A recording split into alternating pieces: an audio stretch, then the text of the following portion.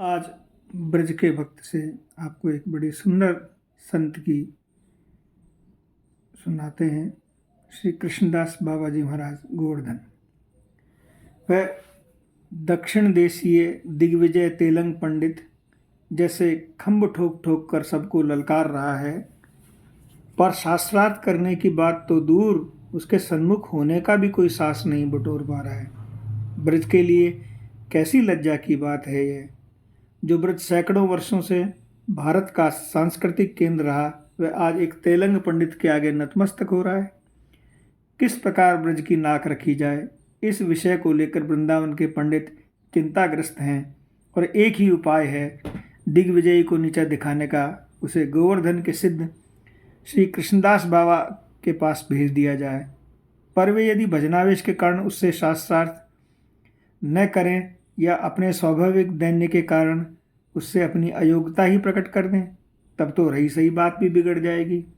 ऐसे कोई युक्ति करनी चाहिए जिससे कि दिग्विजय उनके पीछे पड़ जाए और उन्हें उनसे पीछा छुड़ाने के लिए उससे टक्कर लेनी ही पड़े।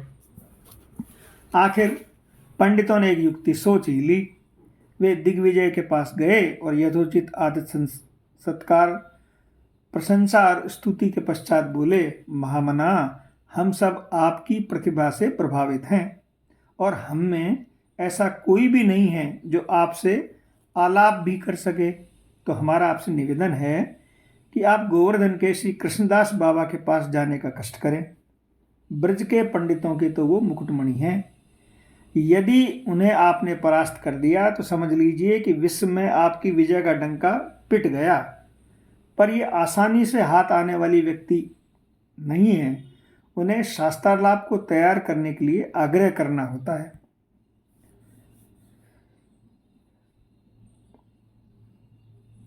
आपके पांडित्य का कुछ प्रदर्शन भी करना होगा, और वे हर किसी से शास्त्रालाप करते भी नहीं हैं। उसी से करते हैं जिसे वे यत्किंचित आलाप के योग्य समझते हैं, और दिग्विजय के अभिमान को उकसा देने के लिए इतना ही पर्याप्त था।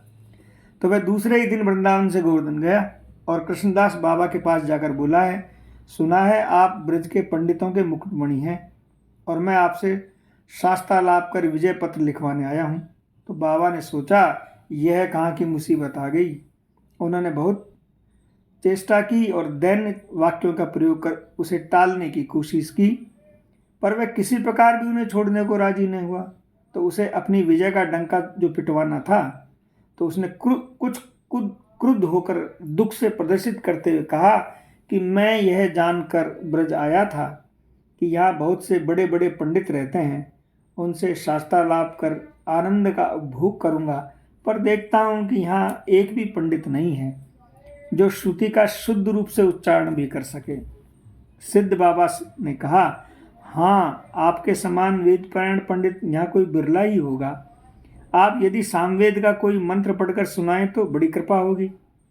पंडित तो ऐसा श्लोक ढूंढ ही रहा था। उसने सुललित स्वर से एक श्रुतिबद्ध मंत्र का पाठ किया और सिद्ध बाबा ने सुनकर कहा, स्वर में 3 दोष हैं। दिग्विजयी बोला, इससे शुद्ध स्वर में मंत्र उच्चारण कर सके कोई पंडित भारतवर्ष में मुझे तो दिखाई नहीं देता। आप ही शुद्ध रूप से उच्चारण करके देखें। तब सिद्ध बाबा ने स्वयं शुद्ध स्वर से मंत्र का पाठ किया। दिग्विजय उसे सुनकर स्तब्ध और चकित रह गया। उसने बाबा को साष्टांग दंडवत कर कहा, आपकी विद्या जागतिक नहीं है। ऐसा कोई व्यक्ति इस जगत में नहीं है जो आपकी बराबरी कर सके। बात बिल्कुल ठीक थी। आपकी विद्या जागतिक नहीं थी, उनका कुछ भी जागतिक नहीं था। आरंभ से ही उनका जीवन किसी दिव्य शक्ति द्वारा परिचालित और परिपूर्ण था। संसार का त्याग कर परमार्थिक जीवन यापन करने के लिए लोगों को कितना संघर्ष करना पड़ता है अपने आप से और सगे संबंधियों से, पर बाबा को कुछ ऐसा नहीं करना पड़ा। उनका जीवन पथ पहले से ही निर्दिष्ट था। उनका जन्म नरोत्तम ठाकुर महाशय की वंश परंपरा के अंतर्गत उड़ीसा के एक समृद्ध परिवार में हुआ था। पिता श्री सनातन का अनुगो था और उनका स्वर्गवास होने पर उनकी माता सती हो गई थी। दाह के समय उन्होंने अपने 3 पुत्रों को कुछ आदेश दिया था। सबसे छोटे बटकृष्ण को वृंदावन में रहकर भजन करने का आदेश दिया था। बटकृष्ण ही श्री सिद्ध कृष्णदास बाबा के नाम से विख्यात हुए।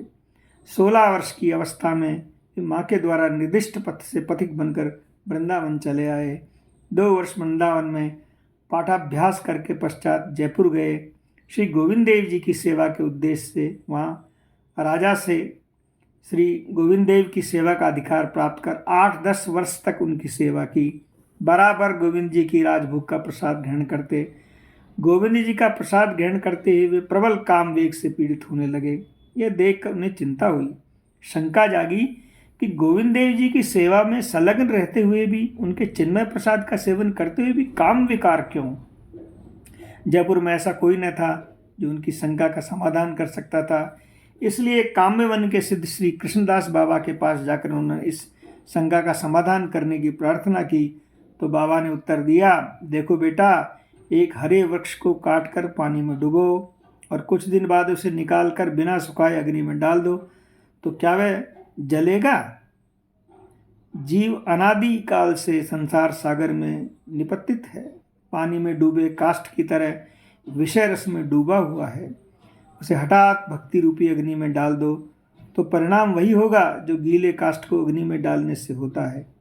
यदि चाहो कि भक्ति अग्नि उसे पकड़े तो विषय रस को सुखाकर भक्ति का याजन करना होगा। यदि कहो कि महाप्रसाद का विषय रस से क्या संबंध है, तो महाप्रसाद तो चिन्मय है, साधारण विषयों से सर्वदा भिन्न। तो क्या तुम भूल गए कि महाप्रभु के वाक्य जो उन्होंने रघुनाथ दास से कहे थे? रघुनाथ दास गोस्वामी जगन्नाथपुरी में जगन्नाथ जी का प्रसाद खरीद कर महाप्रभु की सेवा करते थे। इस पर उन्होंने आपत्ति की तो कहा था, विषयी अन्न हुए राजस निमंत्रण, अर्थात विषय ही अन्न का खाना रजोगुण को निमंत्रित देता है, चाहे वह प्रसाद के रूप में हो क्यों न हो। इसके विपरीत जब उन्हें पता चला कि रघुनाथ स्वयं जगन्नाथ जी के उस प्रसाद को धोकर उसका सेवन करते हैं जो बासी और सड़ा बूसा होने के कारण मार्ग में फेंक दिया जाता है और जिसे जानवर भी सूंघकर छोड़ जाते हैं, तब उन्हें भी उस प्रसाद का लोभ हो आया। उन्होंने रघुनाथ के पास जाकर उनका एक ग्रास छीन कर खा लिया और कहा, नित नित नाना प्रसाद खाई, ऐसे स्वाद आर कौन प्रसादो ना पाई। अच्छा सुनो, तुम्हारे संबंध में एक घटना सुनाता हूँ। घटना उस समय की है जब रूप सनातन आदि वृंदावन के गोस्वामियों की प्रकट हो चुके थे। बंग देश में एक वैष्णव मंडली नगर कीर्तन में प्रमुन्नत हो नृत्य कीर्तन कर रही थी। एक प्रसिद्ध वैश्या जो अपनी अट्टालिका से इस दृश्य को देख रही थी, हठात नीचे उतरकर कीर्तनकारी वैष्णवों को पदधूलि में लोटपोट होने लगी। उनकी चरणरज के प्रभाव से तत्काल उसके मन में वैराग्य उत्पन्न हुआ। वह कीर्तन मंडली के महंतों के चरणों में लौटने और क्रंदन करने लगी। महंत ने पूछा, तुम क्या चाहती हो? उसने उत्तर दिया, मैं चाहती हूँ कि मेरे पास जो लाखों रुपए के आभूषण है वह आप ठाकुर जी के लिए ले लें। मेरी जितनी धन संपत्ति है उसे वैष्णव सेवा में लगा दें और मुझे शिष्या स्वीकार करें। महंत जी ने कहा, मैंने तुम्हारी प्रार्थना स्वीकार की, तुम अब मेरी शिष्या हो, मेरी एक आज्ञा का पालन करो। तुम्हारी जितनी भी धन संपत्ति है और जितने भी अलंकार आदि है उन्हें वृंदावन जाकर श्री गोविंद देव जी को समर्पण कर दो। वैश्या ने ऐसा ही करना चाहा, पर जब वृंदावन जाकर गोविंद देव के पुजारी से अपनी इच्छा प्रकट की तो उन्होंने कहा, मैं तुम्हारा कुछ भी ग्रहण नहीं कर सकता। वैश्या हताश होकर 3 दिन तक यमुना तट पर बिना अन्न जल के पड़ी रही। तब गोविंद जी ने पुजारी को आदेश दिया कि तुम यमुना तट पर जाकर उस वैश्या को ले आओ, उसका सब धन लेकर मेरा भोग लगाओ और उससे अपने में उसे मेरा श्रृंगार करने दो। पुजारी ने ऐसा ही किया। वैश्या ने स्नान करके अपने हाथ से श्री गोविंद देव जी का श्रृंगार किया। उसके धन से गोविंद देव जी की विविध प्रकार की भोग लगाया गया। वैष्णवों को आमंत्रित कर उन्हें भोजन कराया गया। उसी रात प्रसाद भोजनकारी वैष्णवों को स्वप्न दोष हो गया। प्रातःकाल परस्पर कथोपकथन के पश्चात उन्होंने पुजारी से इस दिन के प्रसाद के संबंध में पूछा तो उन्होंने सारा वृत्तांत शुरू से लेकर अंत तक सुना दिया। वैष्णवगण ये जानकर बहुत दुखी हुए कि उन्होंने वैश्या का अन्न खाया। वे अपनी अपनी कुटी पर जाकर 3 दिन तक बिना अन्न जल ग्रहण किए पड़े रहे। तीसरे दिन शेष रात्रि में श्री गोविंद देव जी ने स्वप्न में उनसे कहा, तुम क्यों मेरे प्रति क्रोध कर आत्महत्या करना चाहते हो? आत्महत्या न करें तो क्या करें? तुमने हमारा घर द्वार छुड़वा कर इतने दिन अपने चरणों में शरण में रखा, क्या इसलिए कि वैश्या का अन्न खिलाकर हमारा धर्मनाश करो? पंडितों ने एक साथ उत्तर दिया। गोविंद देव जी बोले, मैंने कब कहा तुमसे वैश्या का अन्न खाने को? मैं तो सभी कुछ खा सकता हूँ, पर तुम में सब कुछ खाने को कहूँ तब ना। तो हम क्या करें? महाप्रसाद सामने आए तो उसकी उपेक्षा अपराध के भागी बने? पंडितों ने पूछा। तो गोविंद देव जी ने उन्हें ऐसी स्थिति में प्रसाद का केवल एक कण लेकर उसका सम्मान करने का आदेश दिया। जय कृष्णदास बाबा के वचनों में श्री कृष्णदास जी की शंका का समाधान हुआ। उन्होंने निश्चय किया कि गोविंद देव के राजभोग प्रसाद का सेवन न करना। वे जयपुर छोड़ नंदग्राम में पास आकर दोमन वन में पूर्ण वैराग से रहकर भजन करने लगे। नंदग्राम में आटे की भिक्षा कर लाते, उसमें नीम के पत्ते मिला, कभी पानी में मानकर कच्चा और कभी बाटी की तरह सेक कर खा लेते। धीरे धीरे उनका शरीर दुर्बल होता रहा, दृष्टि शक्ति जाते रही, भिक्षा के लिए जाना भी बंद हो गया। कई दिन तक कुंड का जल पीकर ही रहे। अंत में कुंड तक जाने की भी शक्ति न रही। 2-3 दिन बिना जल के बीत गए। तब करुणामयी श्री राधा रानी का हृदय विगलित हुआ। उन्होंने ललिता सखी से कहा, तू क्या अब भी कृष्णदास पर कृपा न करेगी? क्या मेरा नाम कलंक लगाएगी? ले यह प्रसाद की थाली और ले जा और उसे भोजन करा करा। ललिता जी प्रसाद की थाली लेकर ब्रजबाला के रूप में दोमन वन में श्री कृष्णदास बाबा के पास जा उपस्थित हुई और बोली, बाबा प्रसाद पाई ले। मेरी मैया तेरे दुख देखे को मोकु भेजो है। प्रसाद लेके इस वाणी के सुधा के श्रवण पुट से पड़ते ही और प्रसाद की दिव्य गंध के नासिका रंध में आते ही श्री कृष्णदास में दिव्य शक्ति का संचार हुआ। उन्होंने प्रेम से प्रसाद का सेवन किया। प्रसाद सेवन कर थाल को रज में मांझ लिया। ब्रजबाला रूपी ललिता ने पूछा, बाबा तू मांग बे को क्यों ना जाए? लाली आखन ते दिखे ना, मांग बे जाऊं कैसे? बाबा ने उत्तर दिया, अच्छा आखन ते दिखे गए तो जाया करेगो, क्यों नहीं जाऊंगो? देख मेरी मैया के एक अंजन दियो है, जाए तेरी आखन में लगाए दूं तो वो दिखने लगेगो। इतना कहे ललिता ने बाबा की दाहिनी आंख में कुछ लगाकर जैसे ही बाईं आंख को स्पर्श किया, उनकी आंखों में रोशनी आ गई। पर उन्हें न तो वह बालिका दिखी और न वह थाल जिसे मांझकर उन्होंने अभी रखा था। ऐसा लगा कि अप्राकृतिक सुगंध से वातावरण परिपूर्ण हो रहा है। बालिका कौन थी, कहाँ से आई और कहाँ चली गई, अपने स्पर्श मात्र से कैसे दृष्टि दे गई, ये सब बाबा के लिए एक स्वप्न की सी घटना बनकर रह गया। इसका यथार्थ मर्म जानने के लिए ये 3 दिन तक वैसे ही पड़े रहे। तीसरे दिन रात्रि में तंद्रावस्था में उन्होंने देखा कि कोई विद्युत छटा से तुच्छ करने वाली दिव्य कांति संपन्न एक देवी उनसे कह रही है, तुम क्यों दुखी हो रहे हो? अब तुम्हें भय किस बात का है? मैं तुम्हारी हूँ और तुम मेरे हो। मेरी अभिन्न सखी ललिता के ललित करने से, दृष्टिपात करने से साथ साथ तुम सर्वशक्ति प्राप्त कर चुके हो। अब निश्चिंत होकर गोवर्धन चले जाओ। मुझे प्राप्त करने का सहज सोपान निर्दिष्ट कर मेरे चरणों में निष्ठावान वैष्णवों को कृतार्थ करो। इतना कहे देवी अंतर्ध्यान हो गई। बहुत देर तक बाबा अश्रुकंपित सात्विक विकारों से संपन्न रहे। उसके पश्चात अपने को सर्वशक्ति संपन्न और सफल मनोरथ जान प्रेम सिंधु की तरंगों में शुष्क काठ की तरह तैरते हुए गोवर्धन तट पर आ गए। श्री कृष्णदास बाबा गोवर्धन में चकलेश्वर नामक स्थान पर रहने लगे।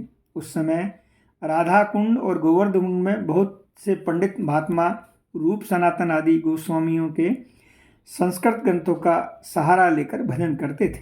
कृष्णदास बाबा को संस्कृत भाषा का यथेष्ट ज्ञान न था, इसलिए वे किसी वृद्ध वैष्णव के निकट हरिनामृत व्याकरण का अध्ययन करने लगे। उस समय उन्हें एक समस्या का सामना करना पड़ा। उसका अध्ययन भजन में बाधक होने लगा और भजन अध्ययन में दोनों के अंतराय जान एक दिन अत्यंत दुखी हो उन्होंने मानसी गंगा में प्राण त्याग देने का संकल्प कर लिया। रात अनिद्रा और चिंता में व्यतीत हुई। शेष रात्रि में उन्होंने सुना उनकी कुटिया के बाहर कोई आवाज़ दे रहा है, कृष्णदास कृष्णदास बाबा बाहर आए तो प्रत्यक्ष रूप से सामने खड़े देखा अपने अंत निश्चिंत कथा करंगधारी श्री सनातन महाप्रभु और श्री ललिता देवी को। आत्मविस्मृत और किंकृत्य मूढ़ अवस्था में दंडवत कर उनके चरणों में जा बैठे। सनातन गोस्वामी ने स्नेह से उनके मस्तक पर हाथ फेरते हुए कहा, कृष्णदास कुशल पूर्वक तो हो, मधुकरी भरपेट मिल जाती है ना? हाँ प्रभु, कृष्णदास ने हाथ जोड़कर उत्तर दिया। तब सनातन प्रभु ने कहा, देख बेटा, शास्त्र अनंत है, जिनका जहाँ तक अधिकार है वहीं तक उनका अनुशीलन करना यथेष्ट है। शास्त्राध्ययन के कारण तुझे मरने की आवश्यकता नहीं है। ऐसी कुबुद्धि फिर न करना। तेरे काम द्वारा हमारा बहुत सा कार्य होना है।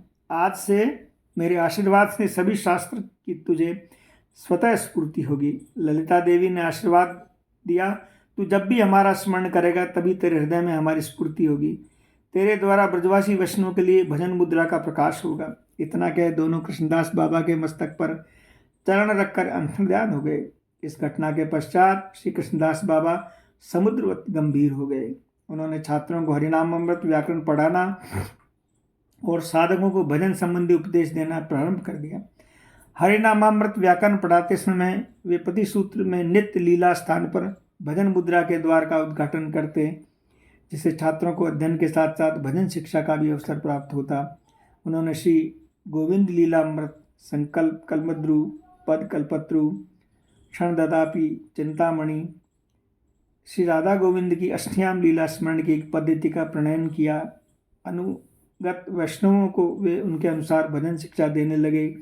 यही भजन पद्धति परवर्ती काल में गुटिका के नाम से प्रसिद्ध हुई। बाबा जिन्हें भजन शिक्षा देते वे सब नित्य रात्रि में उनके पास जाकर अपने अपने भजन की बात कहते।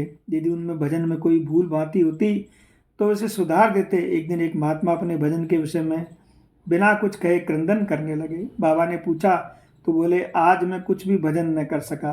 प्रातःकालीन लीला स्मरण में श्री प्राणेश्वरी श्री राधा रानी के दाहिने हाथ में अलंकार पहनाते समय श्री हस्त की शोभा में मन इतना अटक गया कि बहुत हटाने की चेष्टा करने पर भी न हटा। बाबा ने उसे उत्साहित करते हुए कहा, तुम्हारा ही तो यथार्थ भजन हुआ है आज। सिद्ध बाबा ने जिस दिन भजन का उपदेश किया वे सभी सिद्ध हो गए। साधारण सिद्ध पुरुषों के लक्षणों से ब्रज में सिद्ध पुरुषों के लक्षण सर्वदा पृथक हैं। भजनागत वैष्णवों के अंतनिश्चित भावदेह की वृत्ति जब बाहदेह से स्फुट रूप से प्रकट हो, दूसरों को दृष्टिगोचर होती है, तब उसे भजन सिद्ध कहते हैं। श्री कृष्णदास बाबा के अनुगत्य में भजन कर जो लोग सिद्ध हो जाते हैं, उनके मुख्य है गोवर्धन के द्वितीय श्री कृष्णदास बाबा, मदन मोहन ठौर के श्री नित्यानंद दास बाबा, झाड़ू मंडल के श्री बलराम दास बाबा और श्री लाला बाबू तृतीय कृष्णदास। सिद्ध कृष्णदास बाबा के भजन सिद्धि के संबंध में बहुत सी घटनाएं लोगों के प्रत्यक्ष दर्शन किए हैं। एक बार वे होली लीला का स्मरण करते हुए अंतर्निश्चित देह से श्री राधा रानी का अनुगत्य कर रहे थे। लीला में उनका अंग अंबीर, गुलाल, कुमकुम, कस्तूरी आदि से लिस गया। अर्धभावावस्था में जब वे भजन कुटी से बाहर गए तो वैष्णवगण उन्हें रंग में रंग देखकर एक अप्राकृत कस्तूरी आदि की दिव्य गंध का अनुभव कर कृतार्थ हुए। एक बार राधा कृष्ण मानसी गंगा में जल केली कर चुके थे। तट पर ललिता विशाखा उनका वेशभूषा करने में लगी थी। रूप मंजरी आदि प्रसाद सामग्री एकत्रित कर रही थी और सिद्ध बाबा मंजरी रूप से इत्र की शीशी लिए अपेक्षा कर रहे थे। दोनों का हास प्रयास सुनकर उनके देह में स्तमन हुआ और इत्र की शीशी हाथ से गिर गई। उनका सौरभ चारों ओर वातावरण में व्याप्त हो गया। मानसी गंगा पर स्नान के लिए आए हुए वैष्णव ने उसे दिव्य गंध का अनुभव किया। सिद्ध बाबा से इसका कारण पूछा तो अपराधी की तरह बोले, क्या करूं भाई, मैं अपराधी जी हूँ, सेवा भी योग्यता मुझ में नहीं है। प्रिया प्रीतम की सेवा के समय इत्र की शीशी हाथ से गिरा दी, उसी की गंध तुम लोग ले रहे हो। एक दिन बाबा हाथ में करवा ले मानसी गंगा में स्नान के लिए गए। वहाँ जुगल किशोर की जल के लिए देख वे भावाविष्ट अगाध जल में कूद पड़े। उस समय वहाँ कोई न था। बहुत देर तक जब कुटिया पर न पहुँचे तब सेवक चिंतित हो उन्हें देखने निकले। चारों ओर खोजने पर भी उनका कहीं पता न चला। समस्त ब्रजमंडल में हाहाकार मच गया। लोग तरह तरह की अटकलें लगा लगे। 7 दिन बाद बाबा करुआ हाथ में लिए मानसी गंगा से बाहर निकले। लोगों ने विस्मय से पूछा, बाबा 7 दिन कहाँ थे आप? वे विस्मित हो बोले, यहीं तो मैं स्नान करके निकल रहा हूँ। इतनी सी देर में 7 दिन कैसे बीत गए? तुम लोगों को यह कैसा भ्रम हो रहा है? भरतपुर के राजा यशवंत सिंह सिद्ध बाबा का दर्शन करने गए और बोले, बाबा मेरी कुछ सेवा अंगीकार कर मुझे धन्य करें। बाबा ने कहा, हम लोग ब्रजवासियों के घर मधुकरी भिक्षा करते हैं, उनकी सेवा करो, उसी से हमारी सेवा हो जाएगी। आज्ञा पा राजा ने बहुत सी भू संपत्ति ब्रजवासियों को दान में दी, जिसके लिए आज भी ब्रजवासी उनके प्रति कृतज्ञता ज्ञापन करते हैं। उनके पश्चात वे फिर बाबा के पास गए और बोले, बाबा आप स्वयं भी यदि कुछ अंगीकार करें तो मैं धन्य हूँ। बाबा ने कहा, अच्छा, यदि तुम्हारी ऐसी इच्छा है तो सुनो, तुम्हारी बहुत सी रानियाँ हैं, उनमें से जो सबसे अधिक प्रिय हो उसे मेरे पास भेज दो। राजा ने ऐसा ही किया। चारों ओर ये पर्दे में घिरी हुई सजी सजी रानी लक्ष्मीनी बाबा के निकट आई। बाबा उसमें निर्जन में भजनावेश में बैठे थे। कंकण किंकणी और नुपुर की मधुर ध्वनि सुनते ही आत्मविस्मृत हो विस्फारित नेत्रों से रानी की ओर देखते रह गए। रानी भी 10-15 हाथ दूर स्तंभित हो स्थिर खड़ी रह गई। इस प्रकार एक पहर बीत गया। रानी की दासियों ने धीरे धीरे पर्दा उठाकर देखा कि रानी सचेत अवस्था में अचेत हुई सी निष्ठल खड़ी है और बाबा एकटक उनकी ओर देख रहे हैं। तभी राजा को वहाँ ले आई। उन्होंने अपनी आंखों से यह सब देख बाबा की अवस्था दिन रात समान भाव से वैसी रही। दूसरे दिन अर्धभादशा हुई और तीसरे दिन महादशा। 3 दिन तक राजा भी उसी स्थान पर रहे। भावराज्य का कुछ भी ज्ञान न होने के कारण उन्हें भयंकर संदेह हो गया। तब सिद्ध बाबा ने उन्हें अपने पास बुलाया और मस्तक पर हाथ रखकर आशीर्वाद दिया। उसी क्षण उन्हें स्फूर्ति हुई और वे समझ गए कि समान कंकण किंकणी की ध्वनि सुन बाबा को आत्मेश्वरी श्री राधा रानी के कंकण किंकणी की ध्वनि का उद्दीपन हो गया था और उन्हीं का दर्शन करते हुए 2 दिन तक आनंद सागर में निमग्न थे। रानी लक्ष्मीनी भी बाबा के दर्शन कर कृतार्थ हो गई। उनकी भक्ति की कथा आज भी ब्रज में कही जाती है। उन्होंने एक बार राधा कुंड जाकर बहुत सा धन वैष्णव की सेवा में खर्च करने की चेष्टा की तो वैष्णव ने कहा, हम लोग राजा का अन्न ग्रहण नहीं करते। रानी रो पड़ी और अति कातर भाव से बोली, आपके चरणों में मेरी प्रार्थना है कि आप मेरा ऐसा आशीर्वाद करें कि जिसे मरने के बाद फिर राजकुल में मेरा जन्म न हो। जन्म वहाँ हो जहाँ जन्म से आप लोगों की सेवा की योग्यता और अधिकार प्राप्त हो। उनका ऐसा भाव देखकर वैष्णव ने कहा, तुम एक काम कर सकती हो, यदि अपने हाथ से गोबर के कंडे थापो और उन्हें बेचकर प्राप्त किए धन से हमारे पास भेजो तो हम उसे स्वीकार कर लेंगे। रानी ने वैसा ही किया। आज तक रानी के दिए हुए उस धन से राधा कुंड में वैष्णव की सेवा की जाती है। कहते हैं सिद्ध बाबा कई दिन तक मानसी गंगा में डूबे रहकर जल स्पर्श श्री विश्वनाथ चक्रवर्ती पाद के स्वहस्त लिखित ग्रंथ लेकर बाहर निकले। यह भी प्रसिद्ध है कि श्री विश्वनाथ चक्रवर्ती पाद जब आवरण शून्य स्थान में बैठकर ग्रंथ लिखते तो चारों ओर घनघोर वृष्टि होने पर भी उनके ग्रंथ या शरीर को जल का एक बिंदु भी स्पर्श न करता। सिद्ध बाबा भजन के अनुकूल प्राय सभी ग्रंथ संग्रह कर योग्य व्यक्तियों की सहायता से उनका आस्वादन करते। निश्चित होकर जब वे ग्रंथ श्रवण करते तब उन्हें असाधारण प्रेमावेश होता। नेत्रों में अश्रु, नासिका से श्लेष्मा और मुख से राल का ऐसा आस्वाद होता कि दोनों ओर बैठे 2 वैष्णव लगातार पहुँचते रहते तो भी न पहुँच पाते। श्री ब्रजमंडल में सारे सिद्ध वैष्णव बाबा के पास जाकर भजन विषयक जिज्ञासा करते। बाबा निरंतर भजनावेश में रहते हुए उनके अनुकूल उपदेश उन्हें भजन से उत्साहित करते। जय जय श्री राधे निताई गौर हरि।